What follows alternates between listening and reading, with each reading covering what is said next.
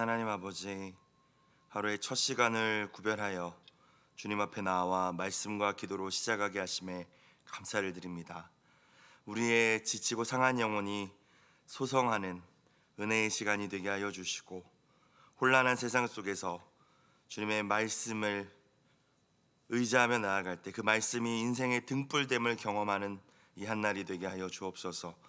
우리의 눈을 열어 주의 법의 기이함을 보게 하여 주시고, 주님이 들려주시는 세밀한 음성을 듣게 하시어 주님의 온전하신 뜻이 무엇인지 분별하게 하여 주옵소서. 우리 생명의 주인 되신 예수님의 이름으로 기도드리옵나이다. 아멘. 하나님의 말씀, 구약 잠언 11장 1절부터 15절까지 말씀입니다. 잠언 11장 1절부터 15절까지 말씀 함께 읽겠습니다. 속이는 저울은 여호와께서 미워하시나 공평한 추는 그가 기뻐하시느니라. 교만이 오면 욕도 오거니와 겸손한 자에게는 지혜가 있느니라. 정직한 자의 성실은 자기를 인도하거니와 사악한 자의 패역은 자기를 망하게 하느니라. 재물은 진노하시는 날에 무익하나 공의는 죽음에서 건지느니라. 완전한 자의 공의는 자기의 길을 곧게 하려니와 악한 자는 자기의 악으로 말미암아 넘어지리라. 정직한 자의 공의는 자기를 건지려니와 사악한 자는 자기의 악에 잡히리라. 악인은 죽을 때 그 소망이 끊어지나니 불의의 소망이 없어지느니라. 의인은 환난에서 구원을 얻으나 악인은 자기의 길로 가느니라. 악인은 입으로 그의 이웃을 망하게 하여도 의인은 그의 지식으로 말미암아 구원을 얻느니라. 의인이 형통하면 성읍이 즐거워하고 악인이 패망하면 기뻐 외치느니라. 성읍은 정직한 자의 축복으로 인하여 진흥하고 악한 자의 입으로 말미암아 무너지느니라. 지혜 없는 자는 그의 이웃을 멸시하나 명철한 자는 잠잠하니라. 두루다니며 한담하는 자는 남의 비밀을 누설하나 마음이 신실한 자는 그런 것을 숨기느니라. 지략이 없으면 백성이 망하여도 지략이 많으면 평안을 누리느니라. 타인을 위하여 보증이 되는 자는 손해를 당하여도 보증이 되기를 싫어하는 자는 평안하니라. 아멘. 오늘 매일 성경 큐티 제목을 보니까 하나님을 기쁘시게 공동체를 즐겁게라고 되어 있죠. 여러분, 신앙생활이란 무엇일까요? 하나님이 기뻐하시는 하나님의 뜻대로 사는 것인 줄로 믿습니다. 하나님이 미워하시는 것은 멀리하고 하나님이 기뻐하시는 삶을 살아내는 것이죠. 효도도 그렇죠. 부모님이 싫어하시는 것을 하지 않고 또 기뻐하시는 것을 하는 게 효도라면, 믿음 생활도 신앙생활도 하나님이 기뻐하시는 것을 선택하고 그 삶을 살아내는 것인 줄로 믿습니다. 그러한 사람의 삶은 단순히 개인의 구원이나 행복을 넘어서 그가 속한 공동체 전체를 또한 유익하게 만들죠. 창세기에 등장하는 요셉만 생각해봐도 그런 것 같습니다. 그 자신만 정말로 성공할 뿐만이 아니라 많은 이들을 유익하게 하죠. 그래서 언제나 한 사람이 중요합니다. 하나님이 기뻐하시는 한 사람. 그 한 사람이, 그 지혜로운 사람이 하나님이 기뻐하시는 뜻대로 살 수 있는, 살아내는 그 사람이 우리 가정에 있다면, 또 우리 목장 가운데 있다면, 우리 교회 신앙 공동체 가운데 있다면, 우리의 모든 공동체는 하나님이 보실 때 아름다운 공동체가 되고 행복하고 즐거운 공동체로 세워져 갈 줄로 믿습니다. 여러분, 한 분 한 분이 먼저 그 한 사람들이 되시길, 축복의 통로가 되시기를 주님의 이름으로 부탁드립니다. 오늘 말씀을 보니까 하나님께서 그러면 무엇을 기뻐하시고 무엇을 미워하시는지 1절부터 명확하게 가르쳐주고 계시죠. 하나님을 기쁘시게 하며 또한 공동체를 즐겁게 유익하게 하는 지혜의 덕목 무엇입니까? 정직입니다. 정직. 1절 말씀을 다시 보겠습니다. 속이는 저울은 여호와께서 미워하시나 공평한 추는 그가 기뻐하시느니라. 속이는 저울이라는 것은 물건을 매매할 때 저울 눈금을 속이면이라는 뜻이에요. 그러면 하나님이 그것을 미워하신다. 공평한 추라는 표현은 정직하게 무게를 잰다면이라는 뜻입니다. 그러면 기뻐하신다. 너무나도 명확하고 또 간단하죠. 1절 말씀 저울과 추라는 단어를 사용한 것으로 비추어 보았을 때 특별히 물건을 사고 파는 또 사업을 하거나 또 일을 하거나 이런 경제 생활에 있어서 무엇보다 정직해야 함을 강조하고 있는 것 같습니다. 왜냐하면 사람이 언제나 그 물질적인 욕심, 금전적 이익에 당장의 눈앞의 이익에 눈이 멀어서 이 정직을 잃어버릴 때가 많다는 사실을 하나님이 알고 계셨기 때문이죠. 사실 하나님만 정직을 기뻐하는 것은 아닌 것 같습니다. 사람들도 정직을 기뻐합니다. 속이는 걸 좋아하는 사람은 없습니다. 속이는 저울을 기뻐하는 사람은 아무도 없을 거예요. 예를 들어서 회를 사러 이제 좀 싸게 이렇게 구입하기 위해서 수산물 도매시장이나 어항 같은 곳을 가지 않습니까? 무게를 재어 주잖아요. 그런데 정말 정직하게 하시는 분들이 있고 어떤 제가 과거에 뉴스를 보니까 이렇게 바구니가 물이 안 빠지는 바구니를 써서 그 생선 무게랑 물 무게랑 같이 재주는 게가 있고 바구니를 또 무거운 걸 써가지고 그 무게로 또 이제 그 물고기 무게를 또 속이는 것도 있고. 여러분 우리도 그런 모습들을 보면은 마음이 좋지 않잖아요, 그렇죠? 믿을 만한 곳에서 우리도 물건을 사고 서비스를 이용하고자 하지 않습니까? 정직, 하나님도 기뻐하시고 모든 이들도 정직함을 기뻐한다는 것입니다. 우리가 정직해야 하는 첫 번째 이유에 대해서 오늘 잠언의 말씀은 명확하게 이렇게 이야기하시죠. 망하기 때문에. 3절 정직한 자의 성실, 정직하게 당장 눈앞에 막 이렇게 뭔가 이익이 없을지라도 성실하게 정직하게 그렇게 사는 사람은 자기를 인도하거니와 어디로 인도하겠습니까? 하나님이 원하시는 진짜 성공으로 인도하는 줄로 믿습니다. 또 당장 눈앞에 일확천금을 벌지 못할지라도 하나님이 주시는 평강과 생명과 영생을 얻게 될 줄로 믿습니다. 그런데 사악한 자의 패역, 쉽게 말하면 거짓으로 살아가는 사람들은 결국에 어떻게 된대요? 자기를 망하게 하느니라. 당장은 조금 잘 되는 것 같아 보일지 모르지만 결국엔 망한다는 것이죠.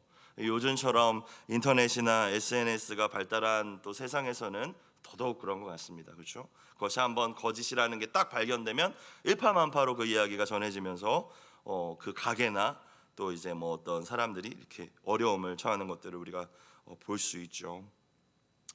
얼마 전에 극동 방송을 듣다가 맨손으로 이제 아무것도 없이 이제 사업을 시작하셨는데 건실한 중소기업을 일구어낸 크리스천 기업가 장로님의 간증을 이렇게 우연히 듣게 된 적이 있습니다. 처음 이제 사업을 하려고 하는데 30대 초반 때 하려고 하는데 아는 사람도 아무도 없고 배경도 없으니까 아무도 이제 거래를 해주지 않으려고 했다고 해요. 그래도 끈질기게 친절하게 성실하게 이렇게 사람들을 대하면서 어렵사리 첫 번째 거래처를 구하게 되고 이제 첫 거래를 하고 물건을 넘겨주고 물건 대부금을 딱 받았는데 금액이 틀린 거예요. 조금 받았으면은 뭔가 시험이 안 올 수도 있겠는데 더 많은 거예요. 물건 대금이 지금이야 계좌로 송금하고 이렇지만 당시가 이제 아주 옛날이니까 실제로 이제 봉투로 이제 현금으로 받았는가 봅니다. 그런데 그 이제 간증하시는 장로님께서 자기 조금도 주저하지 않았다고 해요. 정말 유혹이 생길 만한 금액이었는데도 조금도 주저함 없이 바로 찾아가서 정직하게 제가 이걸 더 받았습니다 라고 하면서 돌려드리니까 그분이 조금 나이가 지긋하신 거래처 사장님이셨는데 뭐라고 말씀하시냐면 제가 거래할 때 종종 이 사람을 얼마나 믿을 수 있는지 점검하는 방법이라는 거예요. 물론 사람을 함부로 시험하면 안 되겠지만 어찌되었건 그러면서 많은 경우들이 있었지만 더 받았다고 하면서 이렇게 바로바로 찾아오는 경우가 거의 없었다라고 이야기를 하시더래요. 그러면서 평생의 사업 파트너가 되고 또 그분이 또 많은 분들을 알고 계셔서 소개시켜주고 이 사람은 믿을만해 그렇게 하면서 정직을 모토로 사업에 성공하셨다라는 이야기를 하시는 것을 간증을 이제 들은 적이 있습니다. 여러분 정말 그런 것 같습니다. 정직하면, 성실히 행하면 당장 무언가 드러나지 않아도 결국엔 하나님께서 승리하게 하시는 줄로 믿습니다. 3절의 말씀처럼 장꾀 부리고 자기가 조금 빨리 가보겠다고 하면 결국엔 망할 수밖에 없죠. 오늘 말씀 특별히 1절, 3절 정직에 대한 말씀 사이에 2절의 말씀을 보니까 조금 배치가 어색한 것 같습니다. 교만, 겸손. 자, 2절 말씀 읽어보겠습니다. 교만이 오면 욕도 오거니와 겸손한 자에게는 지혜가 있느니라. 그냥 쉽게 넘어갈 수도 있겠죠. 잠언이 워낙 교만과 또 겸손에 대한 교훈도 주고 계시니까요. 그런데 배치가 조금 어색해서 좀 묵상을 해봤어요. 왜 정직에 대해서 이렇게 이야기하시다 2절에 교만 얘기가 나올까? 정직하지 못한 것은, 거짓은 교만과 어쩌면 깊은 연관이 있겠다라는 생각이 들었어요. 일단 둘 다 마귀적이잖아요. 마귀가 좋아하는 것입니다. 그런데 생각해보면 교만이라는 것은 자기 자신을 과대평가하는 거죠. 우월감을 갖는 거예요. 내가 저 사람보다 낫지. 저울을 사용하여서 자신을 측정할 때 속이는 저울을 쓴 것이죠. 사실은 그렇지 않은데 정확하게 측정한 것이 아닙니다. 하나님의 말씀이라는 공평한 추, 정확한 저울에 자신을 달아보아서 자신을 정직하게 바라보는 것이 겸손의 시작인 줄로 믿습니다. 그런데 교만은 자신을 측정을 잘못한 거죠. 또 다른 사람들도 속이는 저울을 사용해서 지었기 때문에 교만한 것입니다. 그래서 겸손한 사람은 또한 정직할 수밖에 없다. 정직하기에 겸손하고 겸손하기 때문에 또 정직할 수밖에 없다라는 것이죠. 돈과 명예가 하나님처럼 받들어지고 있는 세상 속에서 정직하게 산다는 것은 어쩌면 당장 손해보는 일처럼 느껴질지도 모릅니다. 수단과 방법을 가리지 않고 세상적 성공을 위해 살아가는 이들의 눈에는 참 바보처럼 보일지도 모르겠어요. 그럼에도 불구하고 우리가 평생 정직하고 신실하게 살아가는 이유가 무엇이겠습니까? 정직해야 성공하기 때문에. 이것은 그냥 표면적이고 세상 사람들도 어떻게 윤리적으로 생각하는 부분인 것 같아요. 여러분 평생 정직하게 사업했는데도 가난할 수 있습니다. 물질적으로 막 부유해지지 않을 수도 있어요. 그럼에도 불구하고 그리 아니하실지라도 우리가 이 땅을 살아가는 동안 정직하고 성실하게 살아야 되는 이유는 이 세상적인 보상이 없을지라 할지라도 근본적인 이유가 있는데, 세상이 성공의 요인이라고 말하는 모든 것들, 거짓으로 악한 방법으로 모은 모든 재물들, 때로는 남들을 누르고 짓밟으며 오른 지위는 결코 영원한 것이 아니기 때문이죠. 그것을 위해서 거짓되게 살 이유가 없는 거예요. 그래서 우리 인생의 마지막 날에 그런 것들은 모두 사라지고 말 것들입니다. 4절부터 6절 말씀을 다시 보겠습니다. 재물은 진노하시는 날에 무익하나. 진노하시는 날, 하나님의 심판의 날, 또 우리는 예수 그리스도의 재림의 날을 믿지 않습니까? 그날의 재물은 아무 소용이 없다. 공의는 정직이라고 이해를 하셔도 좋을 것 같아요. 오늘 말씀은 정직하게 하나님의 말씀대로 옳게 성실하게 살아간 사람, 하나님의 뜻대로 행한 자는 죽음에서 또 그 진노하시는 날에서 어떻게 된대요? 건지느니.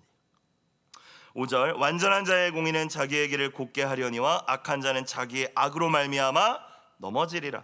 정직한 자의 공의는 자기를 건지려니와 사악한 자는 자기의 악에 잡히리라. 표현을 다르게 쓰고 있지만 정직과 거짓에 대해서 계속 이야기하고 있는 거예요. 하나님의 자녀는 영원한 것을 사모하며 영원한 것을 추구하고 영원한 것을 위하여 사는 사람들인 줄로 믿습니다. 오직 예수님께 소망을 두고 천국의 소망을 두고 말씀대로 정직하고 신실하게 살아야 되는 것이죠. 정직하게 하면 사업 성공하더라. 이것은 세상 사람들도 가지고 있는 윤리의식이잖아요. 그것을 뛰어넘어야 된다는 것입니다. 우리의 참 소망이 되시는 예수님 외에 다른 모든 것들이 안개와도 같은 것임을 우리는 날마다 기억해야 할 것입니다. 그 어떤 것도 정말 진노하시는 그날에는 주님의 그 불꽃 같은 눈 앞에서 우리를 건져내지도 못하고 숨겨주지도 못할 것이기 때문이죠. 7절 8절 말씀을 다시 봅시다. 악인은 죽을 때 그 소망이 끊어지나니 불의의 소망이 없어지느니라. 다시 이야기하죠. 왜? 그 영원하지 않은 것을 소망 두고 살았기 때문에 그 소망이 사라져버리고 불의의 소망이라고 표현하고 있습니다. 끊어져 버린다는 거예요. 8절, 의인은 환난에서 구원을 얻으나 악인은 자기의 길로 가느니라. 자기의 길, 하나님 경외하지 않고 거짓으로 살아온 이들에게 정해진 길로 가게 될 것이다. 정직하게 사는 것, 공의롭게 사는 것, 말씀대로 사는 것이 쉽지 않지만 수많은 유혹들이 우리를 날마다 조금 더 편하고 빠르고 거짓으로 해서 뭔가 이익을 얻는 그 길로, 불의의 길로 우리를 넘어뜨리려 하지만, 그래도 항상 주신 말씀을 간직하고 예수님을 따라가는 저와 여러분이 되길 주의 이름으로 축원합니다. 그 길 끝에 진짜 구원이 있고 그 길 끝에 진짜 영광이 있음을 믿으며, 그리고 우리의 진짜 인생의 승부는 이 땅 가운데서 결정되는 것이 아님을 확신하며 승리할 수 있는 여러분이 되시길 다시 한번 주님의 이름으로 축원합니다. 정직한 자, 공의로운 자의 삶은 지금까지의 말씀을 보면 개인적인 축복, 구원받는다 이런 말씀들이었죠. 그런데 그렇게만 끝나는 것 같지는 않습니다. 반드시 우리와 함께 살아가는 이들에게 공동체에 영향을 미치게 된다는 것이죠. 일단은 우리 자녀들에게 즉각적으로 영향을 미치지 않겠습니까? 부모님이 맨날 속이고 남들 등치고 이러는데 자녀가 정직하게 살아가기는 어렵죠. 거짓된 자, 교만한 자들도 그렇죠. 혼자 망하는 것이 아니라 꼭 그 악한 영향력이 공동체의 갈등과 혼란을 가져옵니다. 그래서 더 중요한 거예요. 그냥 나만 잘 되기 위해서 정직하는 것도 아니고, 또 나만 망하니까 나 혼자 그냥 거짓된 것이 아니라 영향을 미친다는 거예요. 영향을. 9절부터 보겠습니다. 9절, 악인은 입으로 그의 이웃을 망하게 하여도 의인은 그의 지식으로 말미암아 구원을 얻느니라. 물론 여기서 지식은 세상 지식은 아니겠죠. 하나님을 아는 지식이고 또 하나님을 경외하는 것이고 삶으로 살아내는 지식일 거예요. 그 지식이 본인도 구원하고 이제 또 주변의 이들도 구원할 수 있습니다. 그런데 9절 앞부분을 보니까 악인은 이웃을 망하게 한대요. 여러분, 특별히 하나님의 자녀로 부름받은 저와 여러분은 이웃을, 어제 또 수요 예배 말씀처럼 이웃을 잘되게 흥왕하게 해야 될 줄로 믿습니다. 그 책임이 있는 거예요. 근데 악인은 오늘 말씀 전체 흐름으로 보니까 거짓된 사람은 뭘로? 입으로 망하게 한대. 입으로. 11절 가서 다시 볼게요. 반복됩니다. 성읍은 정직한 자의 축복으로 인하여 진흥하고 악한 자의 입으로 말미암아 무너지느니라. 이제 그 규모가 더 커졌습니다. 그냥 이웃이 아니에요. 성읍 전체가, 도시 전체가 악한 자의 입으로 말미암아, 거짓된 자의 그 거짓된 혀로 말미암아 무너지느니라. 대조되고 있는 것은 정직한 자의 축복으로 인하여 진흥한다. 여기서 축복은 축복의 말을 의미하는 거예요. 정직한 자의 입에서 나오는 말은 축복입니다. 공동체를 살리는 말이에요. 말을 잘해서 축복이 아니라 그의 삶이 정직하기 때문에 흘러나오는 것이죠. 위로와 격려와 사랑의 권고가 그의 입에서 나올 때마다 이웃이 살고 공동체가 살아납니다. 하지만 거짓된 자, 악한 자 입에서 악한 말, 거짓된 말이 나오겠죠. 사람은 잠깐 속일 수 있습니다. 친절한 척하고 정직한 척할 수 있어요. 하지만 하나님을 속일 수는 없죠. 9절 11절의 말씀을 계속 들여다보면 말로 인하여 진흥하는 것이고 말로 말미암아 무너지는 것입니다. 그런데 말만 바꾸려고 하면 잘 되지 않습니다. 마음과 삶이 바뀌지 않으면 작심삼일이에요.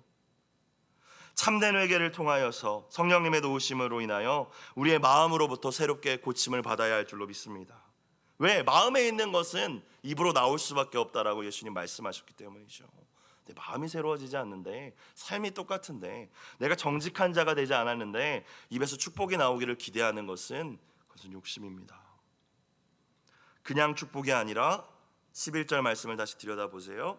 정직한 자의 축복입니다. 정직한 자의 입에서 나오는 축복의 말이라는 거예요. 하나님 앞에서 정직하게 성실하게 공의롭게 사는 자의 선한 영향력이 공동체를 살릴 것이다. 말만 잘한다고 되는 것이 아니죠.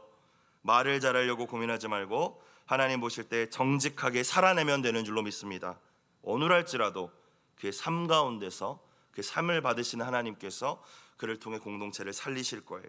그 자체가 선한 영향력이기 때문입니다. 사람들이 당장 알아주지 않는다고 할지라도 하나님께서 반드시 정직한 자를 통하여서 공동체의 선을 행하실 줄로 믿습니다. 하나님만이 아니라 결국 사람들도 그 사람이 정직하고 성실한 사람인지 눈가림만 하는 사람인지 결국 알게 될 거예요. 입에 발린 말만 하며 이렇게 거짓을 일삼는 사람이라는 것을 알게 된다면 어떻게 반응하겠습니까? 10절 오늘 말씀을 볼게요. 의인이 형통하면 성읍이 즐거워하고 악인이 패망하면 기뻐 외치느니라. 이런 거죠. 아유, 그 사람 정직하게 성실하게 살더니 참 어려웠는데 그렇게 또 잘 되니까 너무 기쁘다. 같이 기뻐하는 거. 그런데 반대로 아유, 그런 놈은 망해도 싸. 그냥 맨날 그렇게 사람들 등쳐먹고 속이고, 이거죠. 그러니까 마지막에도 하나님도 기억하시긴 하지만 마지막에 사람들에게도 진짜 기억되고 존경받는 사람이 되기를 원한다면 한마디 한마디 그 말에 신경 쓰는 게 아니라 정직하고 의롭게 사는 길을 택해야 할 줄로 믿습니다. 결국에 사람들도 다 한다는 것이죠. 이제 이어지는 12절부터의 말씀은 조금 더 구체적인 교훈들 몇 가지가 추가되고 있는 것 같아요. 특별히 12절 13절 말씀은 이 공동체에 이렇게 정직한 자가 선한 영향을 이렇게 미치는데 공동체를 살리고 흥왕케 하는데 공동체를 무너뜨리는 것들 가운데 하나인 악한 말에 대해서 특별히 말씀해 주고 계십니다. 뭐 여러 가지 악한 말들이 있겠죠. 그런데 특별히 남의 말, 뒷담화라고 하죠. 12절 13절 다시 봅시다. 지혜 없는 자는 그의 이웃을 멸시하나 명철한 자는 잠잠하느니라. 두루 다니며 한담하는 자는 남의 비밀을 누설하나 마음이 신실한 자는 그런 것을 숨기느니라. 두루 다니면서 한담하는 자, 여기저기 다니면서 별로 중요하지 않은 이야기들을 계속하는 사람, 쉽게 말하면 수다쟁이. 그런 사람은 남의 비밀을 누설하는 실수를 결국 범하게 되죠. 교회 안에도 그런 일들이 종종 일어납니다. 공동체 갈등을 일으키고 분열을 일으킵니다. 이러한 잘못은 12절 맥락에서 이해를 해본다면 결국 이웃을 존중하고 사랑하지 않기 때문에 일어나는 일이고 그것은 참으로 어리석은 일이다 라고 말씀하고 계시죠. 사랑하는 여러분, 누군가의 허물이 보였을 때, 연약함이나 루머가 내 귀에 들렸을 때 그것이 팩트, 사실이건 아니것을 막 증명하기 위해서 애쓰지 마시고 일단은 그것을 잠잠히 숨기는 자가 되시기를 주의 이름으로 축원합니다. 왜? 12절 말씀에 명철한 자는 잠잠하느니라. 하나님께 그 일과 그에 대한 감정을 올려드리며 지혜를 구하실 수 있기를 바라요. 명철한 자, 마음이 신실한 자, 그러한 분들이, 그러한 사람들이 많은 공동체는 언제나 평안하고 서로를 존중하고 배려하고 따뜻한 분위기의 행복한 공동체가 될 줄로 믿습니다. 그렇다고 항상 입을 닫고 아무 말도 하지 않는 것이 지혜는 아닌 것 같습니다. 오히려 그것은 공동체에 대한 무관심이고 발전될 가능성을 또 없애는 일이겠죠. 말할 때가 있습니다. 남의 말, 뒷담화는 하면서 다니면 안 되지만 말을 해야 될 때가 있어요. 특별히 공동체를 사랑하는 마음으로 하나님의 뜻과 지혜를 구하며 의견을 제시할 수 있어야 되는데 14절 말씀이 그 말씀이죠. 지략이 없으면 백성이 망하여도 지략이 많으면 평안을 누리느니라. 이웃을 멸시하며 남의 비밀을 누설하는 거 말고 여기서 지략이라고 하면 지혜로운 의견을 제시하는 사람이라는 뜻이에요. 모사라고도 번역되어 있는 성경이 있어요. 그러니까 남의 말이나 하고 다니고 막 쓸데기 없는 얘기를 하는 사람들이 공동체에 있으면 공동체에 어렵겠죠. 당연한 말이죠. 근데 14절 그렇다고 다 입 닫고 있고 아무 말도 안 하고 권고도 없고 뭔가 지혜로운 의견을 제시하는 사람들도 공동체에 없다. 여러분, 그러면 공동체 망한다. 어려움이 왔을 때 평안을 누릴 수 없다라는 말씀입니다. 저와 여러분이 하나님 보실 때 신실한 사람들이 다 되어서 진짜 말해야 할 상황에서 말할 수 있고 또 말하지 말아야 할 상황에서는 잠잠할 수 있는 지혜가 있기를 주의 이름으로 축원합니다. 교회와 공동체와 또 우리 모든 우리가 속한 공동체를 또 사랑하는 마음으로 무언가 이야기를 해야 된다고 생각할 때에는 주님 앞에 지혜를 구하고 겸손하게 그 지략을 제시할 수 있기를 주님의 이름으로 축복합니다. 마지막 15절은 이제 한 가지 더 이야기하고 있는 것 같아요. 공동체를 무너뜨리는 이제 어리석은 행동 가운데 보증에 대해서 이야기를 하고 있습니다. 앞에서 이제 말이 공동체를 무너뜨린다, 또 말이 또 살릴 수도 있다 이야기를 했다면 이제 마지막 15절은 이 행동이 공동체를 무너뜨리는데 특별히 보증, 개인의 삶과 공동체를 무너뜨립니다. 15절 타인을 위하여 보증이 된 자는 손해를 당하여도 보증이 되기를 싫어하는 자는 평안하니라. 손해를 당한다는 것은 이제 다른 번역을 보니까 쓰라린 고통을 당하게 된다라고 번역되어 있더라고요. 잠언의 말씀은 계속 반복하여 보증 서지 말라라고 직접적으로 이야기하고 있습니다. 애매하지 않게. 보증을 서주는 것이 당장 그 사람 아끼는 것 같고 사랑의 표현인 것 같고 나 희생하는 것처럼 보이지만 결국엔 나도 망하고 남도 망하고 관계도 깨뜨리는 일이죠. 그리고 생각해보면 보증을 서겠다는 것은 미래를 한날도 알지 못하는 인간이 내가 다 책임져 줄게, 이 표현이지 않습니까? 오늘 말씀의 맥락에서 생각해보면 우리 유한한 인생, 내 인생도 제대로 모르는데 잘못된 저울을 가지고 내 인생을 측정하는 거잖아요. 내가 뭐라고 다 책임져 줄 수 있겠어요? 보증을 쓴다는 것은 내 어떤 책임에, 내 능력 밖의 일이지 않습니까? 그러니까 전체적인 맥락에서 생각해보면 교만한 것이고 거짓된 것이죠. 책임지지 못할 상황을 염두하지 않은 어리석음입니다. 또 실제로 책임지지 못하는 상황이 벌어지게 되죠.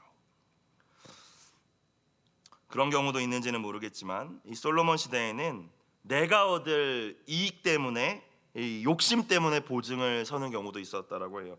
특별히 오늘 15절 말씀을 보니까 그냥 서지 말라고 한 게 아니라 타인을 위하여 보증이 되는 자라고 하죠. 타인은 여기서 유대인이 아닌 이방인을 의미합니다.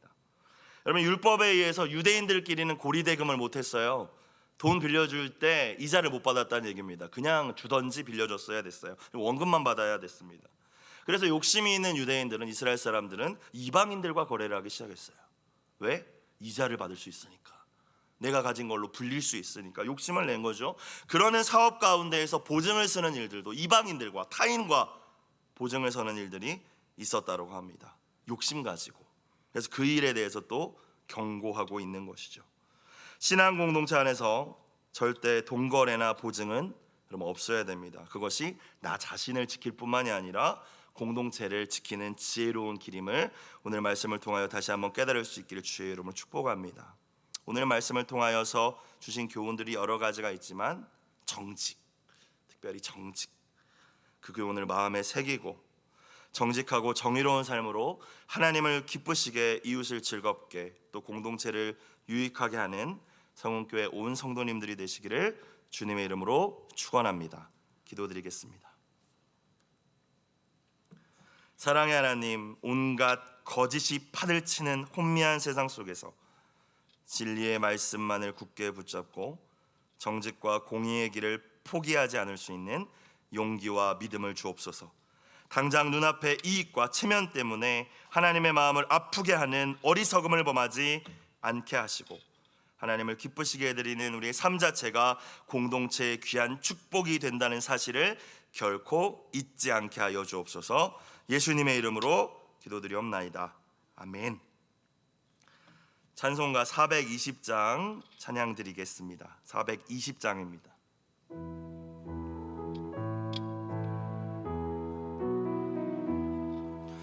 너 성결케 위